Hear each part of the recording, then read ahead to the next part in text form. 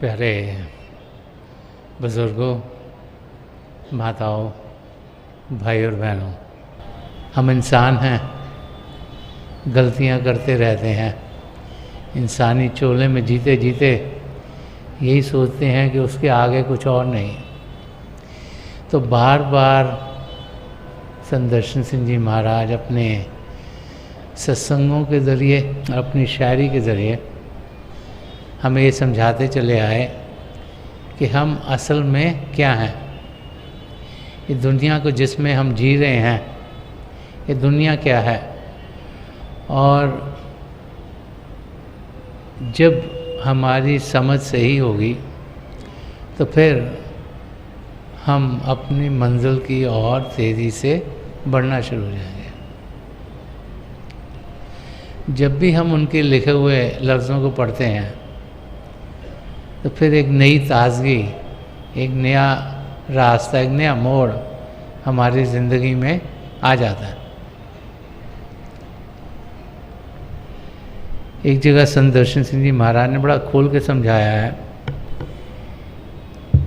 कि ये ज़िंदगी, ये बाहरी ज़िंदगी जिसको हम असली समझते हैं, और हमारी ज़िंदगी जो हम सिर्फ मन इंद्रियों के घाट पर जीते हैं, ये असल में है क्या। तो संदर्शन सिंह जी महाराज फरमा रहे हैं कि ज़िंदगी ख्वाबो हकीकत का है संगम दर्शन। कि ज़िंदगी ख्वाबो हकीकत का है संगम दर्शन, दर हकीकत यही संगम तो है मैं राज बसर। तो संदर्शन सिंह जी महाराज की तो ज़िंदगी है, ये ख्वाब होती हैं, ड्रीम्स होती हैं, इल्यूजनरी, जो रियलिटी नहीं होती, जो माया है।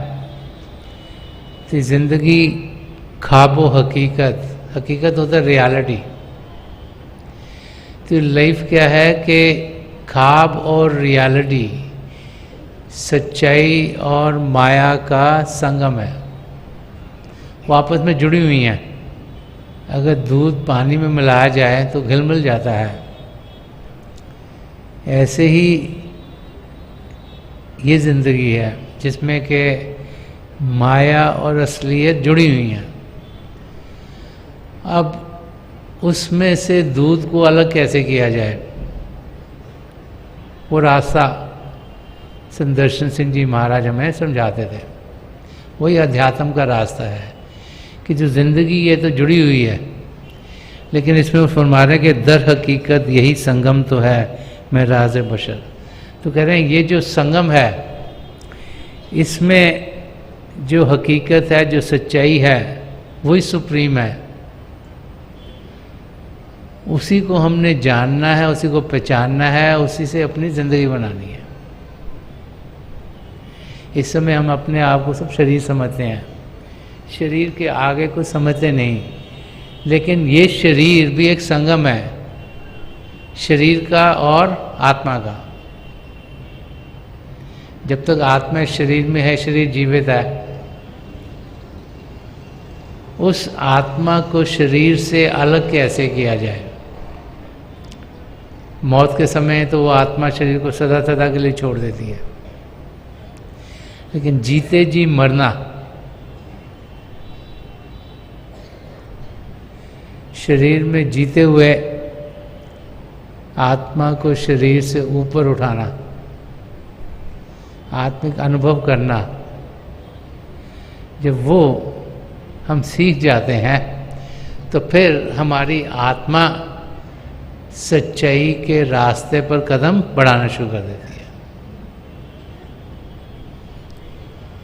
उस अवस्था तक पहुंचने के लिए महापुरुष बार बार समझाते हैं कि जब हम जिंदगी को देखते हैं तो हमें ये नहीं सोचना चाहिए कि यहाँ तकलीफ़ हो गई या वहाँ तकलीफ़ हो गई या ये तकलीफ़ आई तो क्यों हमारी ज़िंदगी में आ गई। क्योंकि कर्मों के लिहाज से ऊंच नीच लाइफ में आती जाती रहती है। हमें उस और ध्यान देना चाहिए कि कितनी आत्माएं सिर्फ इस धरती पर हैं और उनमें से थोड़ी सी जो 7 बिलियन आत्माएं हैं जो कि इंसानी रूप में हैं। कितनी बिलियंस और बिलियंस ऑफ आत्माएं और हैं, कोई जानवर में, कोई परिंदों में, कोई और जो लिविंग फॉर्म्स हैं उनमें। और इस शरीर में ही वो कुछ प्रभु ने दिया है जिसके ज़रिए हम असलियत को जान सकते हैं। तो बार बार महापुरुष समझाते हैं कि हम शुक्राना पिता परमेश्वर का करें। सबसे पहला शुक्राना कि इतने लाखों करोड़ों में से हमें ये मानव चोला मिला, हमें एक मौका मिला है अपने आप को जानने का और पिता परमेश्वर को पाने का। ये भी शुक्रिया अदा करें कि जो 7 बिलियन लोग यहाँ रहते हैं उनमें से थोड़े से होते हैं जो पिता परमेश्वर की जानकारी पाने के लिए बढ़ते हैं। हम पर प्रभु की दया मेहर हुई कि किसी पूर्ण महापुरुष जैसे कि संत दर्शन सिंह जी महाराज थे, परम संत कृपाल सिंह जी महाराज थे, हजूर बाबा सावन सिंह जी महाराज थे, कि इनके चरण कमलों में रहने का हमें मौका मिला। उसका शुक्रिया अदा करें कि इन महापुरुषों ने अपनी दया दृष्टि हम पर डाली, हमें नाम की देन दी, ताकि हम शब्द के साथ जुड़ते हुए अपने कदम असलियत की दुनिया में ले जा पाए। तो हमें अपनी ज़िंदगी में प्रभु का शुक्रिया अदा करना चाहिए। संत दर्शन सिंह जी महाराज ने तो ये फरमाया कि नफस नफस मुझे लाजिम है शुक्र का सजदा, कि नफस नफस हर सांस में, कि नफस नफस मुझे लाजिम है शुक्र का सजदा, कि मेरे दोस्त का ऐसा है ज़िंदगी मेरी। वो फरमा रहे कि हर सांस में मैं पिता परमेश्वर जिसे अपना दोस्त कहा गया, कि और फरमाते हैं कि लौट आए हैं यार के दर से, वक्त ने जब हमें पुकारा है, कि वो पिता परमेश्वर के अंग संग थे, वही उनके दोस्त हैं, वही उनके मित्र हैं, वही उनके यार हैं। जब जब यहाँ ज़रूरत हुई तब तक वो यहाँ एक मानव चोला ओढ़ के आए। तो फरमा रहे हैं कि नफस नफस मुझे लाजिम है शुक्र का सदा, कि हर सांस में मैं पिता परमेश्वर का शुक्रिया अदा करता हूँ कि उनका मेरे पर एहसान है, उन्होंने मुझे ये ज़िंदगी दे दी, उनकी दया दृष्टि थी, उनकी कृपा थी कि मुझे ये मानव शरीर मिला ताकि मैं अपनी मंजिल की ओर बढ़ने के लायक हूँ। हम सब प्रभु को तब याद करते हैं जबकि हमें कुछ चाहिए होता है, और जैसे ही वो मिल जाता है फिर हम भूल जाते हैं।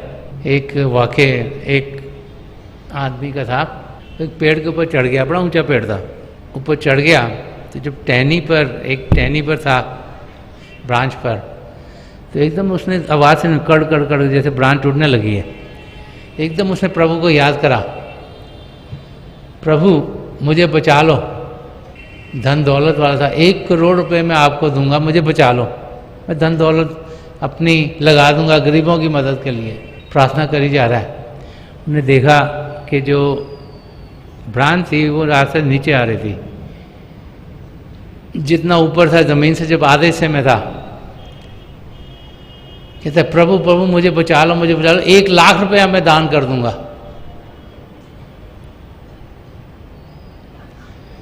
और नीचे आया, ज़मीन पैर पर लगे, कहता पिता परमेश्वर आपका बड़ा शुक्रिया है, और चला गया।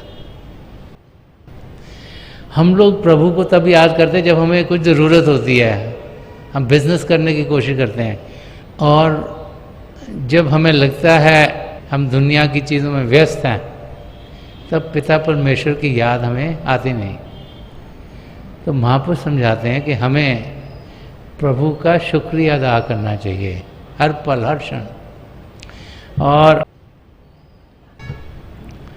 इंटरेस्टिंग है कि ये एक महापुरुष नहीं कहता, गुरु अर्जन देव जी महाराज ने फरमाया, वो कहते हैं पूरा प्रभ आराध्या, पूरा जाका नाव, कि जो पिता परमेश्वर हैं, जो पूर्ण हैं, उनकी भक्ति करो, उनका नाम को याद करो, और जिन्होंने नाम जो उन्होंने दिया है जो पूर्ण है उस और ध्यान दें, और नानक पूरा पाइए पूरे के गुण गाओ। कहते हैं हमारा सदगुरु, ये गुरु अर्जन देव जी महाराज ने लिखा है गुरु नानक देव जी महाराज के बारे और पिता परमेश्वर के बारे, कि प्रभु पूर्ण है, गुरु नानक देव जी महाराज पूर्ण है, कि उनके गुण गाएं। गुण गाने का मतलब क्या? उनका शुक्रिया अदा करें कि उनकी दया मेहर से हमारी जिंदगी चल रही है। और एक जगह और गुरु अर्जन देव जी महाराज फरमा रहे हैं कि सास सास सिमरो गोविंद, मन अंतर की उतरे चिन्ह, कि हर सांस में पिता परमेश्वर गोविंद के नाम का हम सिमरन करें, जाप करें। सिमरन क्या है? पिता परमेश्वर के नाम का जाप। तो फरमाने सांस सांस सिमरो गोविंद, कि प्रभु को हर सांस में याद करो, उनके नाम का जाप करो। करोगे तो मन अंतर की उतरे चिंता, तो तुम्हारी जितने भी चिंताएं हैं, संकल्प और विकल्प जो हमारे साथ जुड़े हुए हैं, जो अपने आप को शरीर समझना और शरीर के दुख दर्द को अपना समझना, वो सब के सब हट जाएंगे। तो प्रभु का शुक्रिया अदा करके, यहाँ गुरु अर्जन देव जी महाराज समझा रहे कि दुख दर्द हैं वो हमारे दूर होंगे, उनको हम याद करें, प्यार से याद करें, तो फिर हम देखेंगे कि जिंदगी हरी भरी हो जाएगी। सच्चाई पिता परमेश्वर में है, बाहर की दुनिया माया की दुनिया है। यहाँ जो दिखता है वो है नहीं, और जो है वो दिखता नहीं। एक इल्यूजनरी वर्ल्ड है, एक ख्वाबों की दुनिया है। इसमें हकीकत को ढूंढा जा सकता है। इस दुनिया में जीते हुए, इस शरीर में रहते हुए हम सब पिता परमेश्वर को पा सकते हैं।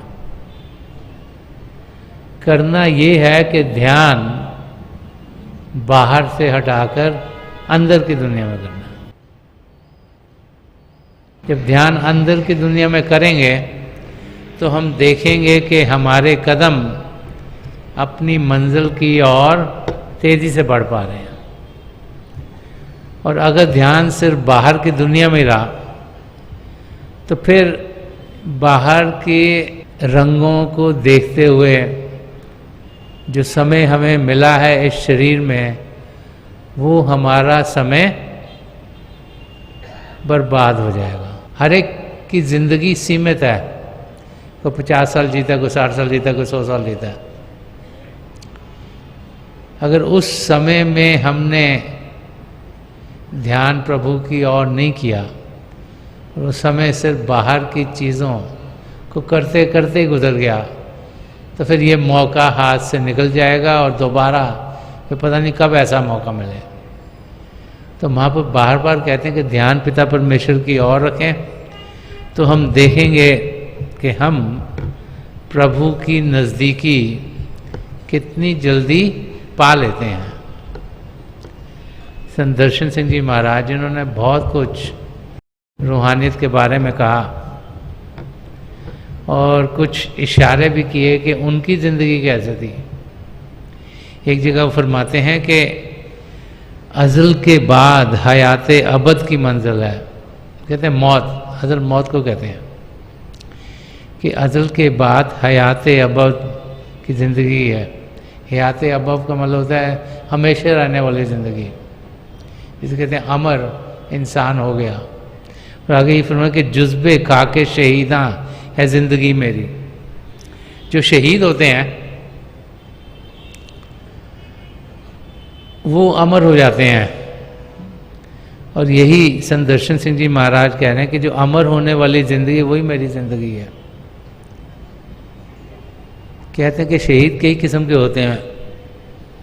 एक तो वो है जो कि कहीं लड़ाई में शहीद हो गया अपने देश को बचाते हुए, अपने किंगडम को बचाते हुए। कोई वीर होते हैं जो अपने एरिया की प्रोटेक्शन करते हैं। कोई और होते हैं जो कि जीत जाते हैं और जो सबसे अच्छे और जो सबसे बड़े शहीद माने जाते हैं वो होते हैं जो जीते जी मरने की विद्या को सीख लेते हैं, जो असलियत को जान लेते हैं, जो आत्मा का अनुभव कर पाते हैं। फिर उनकी ज़िंदगी जो असली ज़िंदगी है, जो सदा सदा की ज़िंदगी है, उसकी जानकारी पाते हुए उनकी ज़िंदगी गुजरती है। तो संत दर्शन सिंह जी महाराज में यही समझा रहे हैं कि मौत के बाद हयात अबद की मंजिल है। कि ये मत समझो कि जब मौत होगी तो सब कुछ ख़त्म हो जाएगा, कि उसी के बाद सदा सदा रहने की ज़िंदगी है। जब हम शरीर से ऊपर उठते हैं, जब हम सबके साथ जुड़ते हैं, तभी हम इमॉर्टल लाइफ, वो ज़िंदगी जो कभी ख़त्म नहीं होती, उस ज़िंदगी का अनुभव कर पाते हैं। शरीर तो ख़त्म हो जाएगा, इसको दफना दिया जाएगा, क्रीमेट कर दिया जाएगा, लेकिन वो ज़िंदगी जो प्रभु में एकमेक होने में है, वो फिर सदा सदा के लिए हमारे साथ ही रहती है। उसी ज़िंदगी को पाने के लिए पिता परमेश्वर ने हमें ये मानव चोला दिया है, और वो ज़िंदगी हम सब पा सकते हैं। वो ज़िंदगी एक ऐसी ज़िंदगी है जहाँ खुशियाँ ही खुशियाँ हैं, आनंद ही आनंद है। और जब हम उस ज़िंदगी को अपनी अंग संग पाते हैं तो फिर ना इंसान को कोई फिक्र रहता है, उसे ऐसा ही लगता है कि हर एक जीव में उसे प्रभु का रूप दिखता है।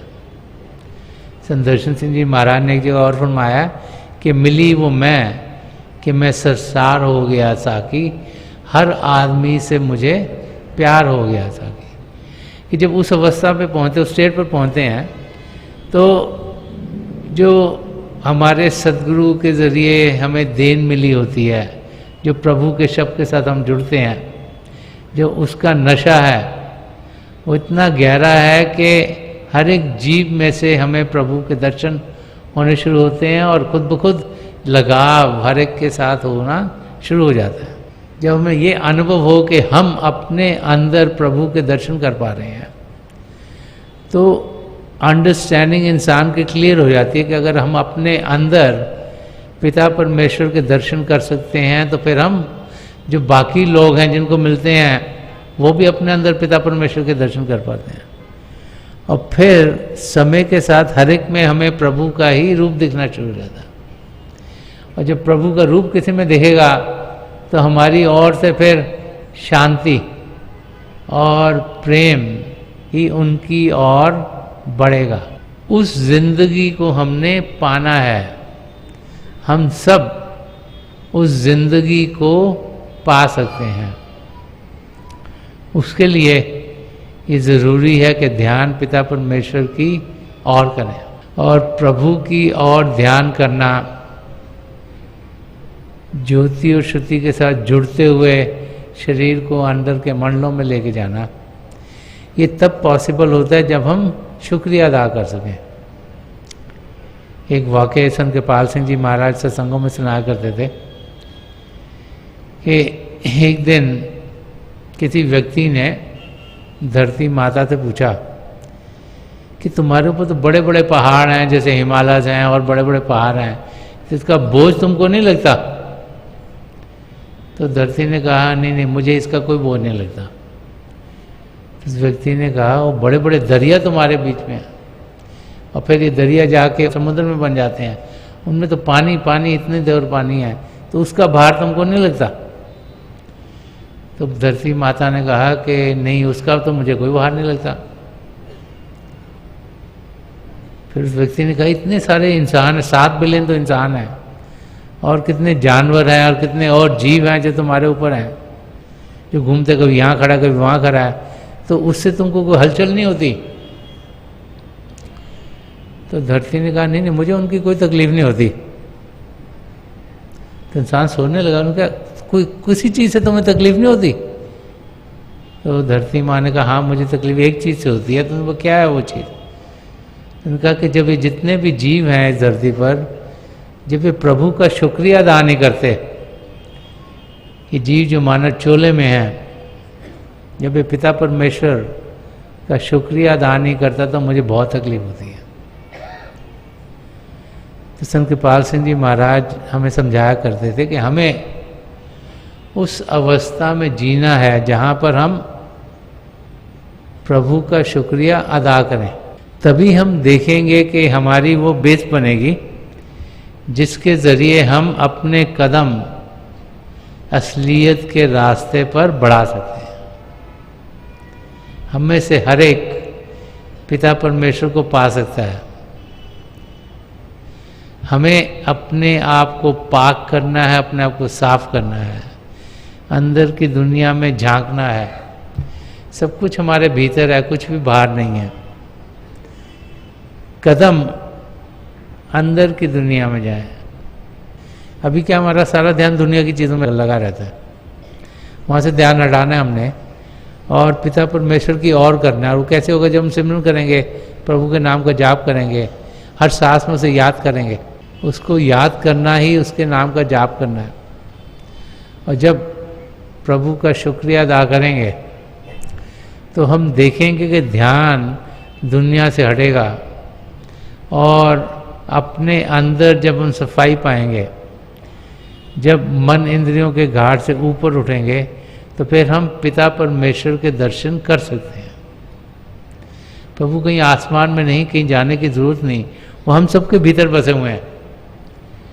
हमने ध्यान उनकी ओर करना है। इस समय हमारा ध्यान दुनिया में बढ़ा हुआ है, ये कार्य भी जरूरी है, वो भी जरूरी है, वो भी ज़रूरी है, सुबह से रात तक वही करते रहते हैं।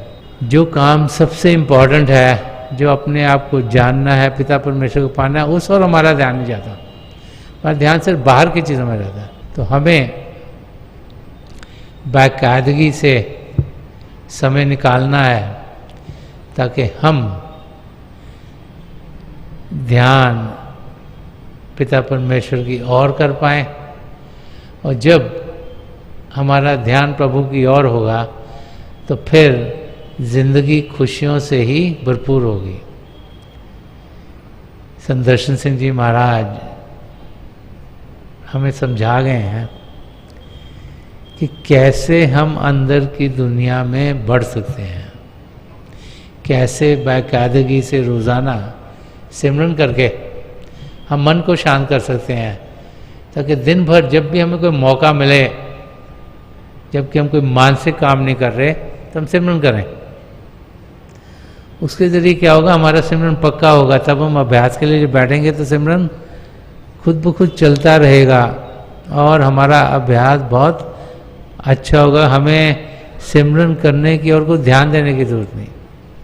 हमें उस स्टेट पर पहुँचना जब सिमरन खुद ब खुद चले, ताकि पूरा ध्यान देखने में हो। और जब ध्यान देखने में होगा तो हमें ज़रूर प्रभु की ज्योति के अनुभव अपने अंदर होंगे। तो थोड़ी देर के लिए हम अभ्यास के लिए बैठ जाएं। आप जहाँ भी बैठे हैं आराम से बैठिएगा, अपनी आंखें बंद कर लीजिएगा। ये जो आँखों के डेले हैं, आई बॉल्स हैं, ये आपके सामने होने चाहिए। आंखें बंद करते ही वो भाई बहन जिन्हें नाम की देन मिली आप सिमरन कीजिएगा।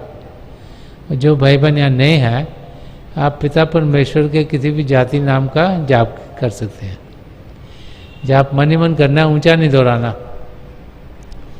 मेरी हजूर बाबा सावन सिंह जी महाराज परम संत कृपाल सिंह जी महाराज और दयाल प्रसन्न दर्शन सिंह जी महाराज के चरण कमलों में यही प्रार्थना है कि जो जो हम सबके लिए बेहतर है महापुरुष हमें दें, हमें सबके साथ जोड़ें और हमारे भीतर प्रभु की ज्योत के हमें दर्शन करवाएं।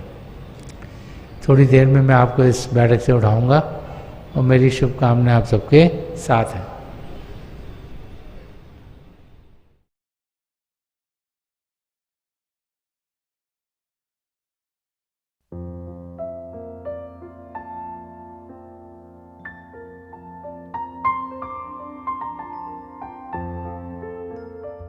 तो थोड़ी देर के लिए हम सब अभ्यास के लिए बैठ जाएं।